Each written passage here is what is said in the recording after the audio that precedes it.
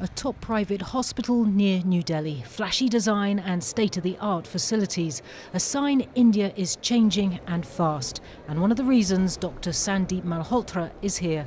After 14 years practicing in the US, he recently came home. So what are we seeing? India now provides the opportunity to practice what I've learned.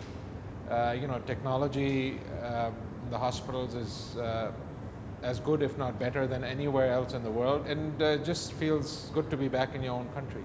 Dr. Malhotra gave up a prestigious job and big salary in New York to be nearer to family and part of India's rapid rise. There's certainly a lot more opportunity for Indians in India right now. The US has lost some of its sheen in terms of being the best, possibly the best place in the world to live and work.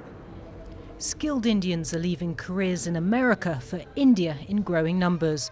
But not all are returning home. Some are discovering the country for the first time. Like Niraj Bhatt, born and raised in Washington, he's a Harvard graduate who surprised his family moving to Delhi with his wife 2 years ago.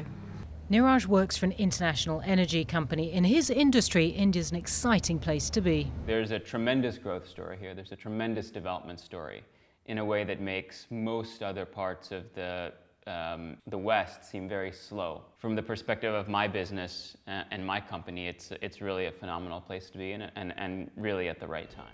10 years ago, such reverse migration was unthinkable, but India's economy is booming while America struggles, which is why recruitment agencies like this are being flooded with applications from Indians abroad. We receive, close to, couple of hundreds resumes a month. Recently, US economy has not been very stable. Then India market has become very, very mature and there's a lot of opportunity.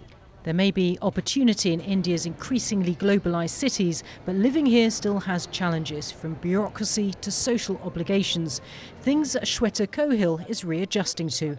A marketing executive in a luxury Delhi mall, she spent a decade in America before her husband suggested returning. There is, however, a potential downside to migration, especially for growing economies like India.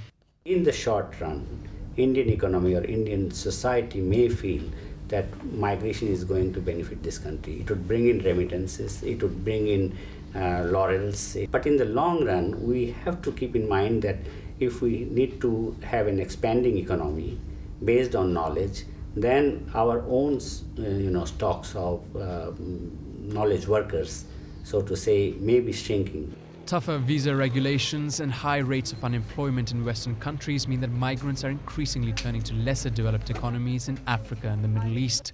This recruitment agent says that migrants are now keener to work abroad for shorter periods of time.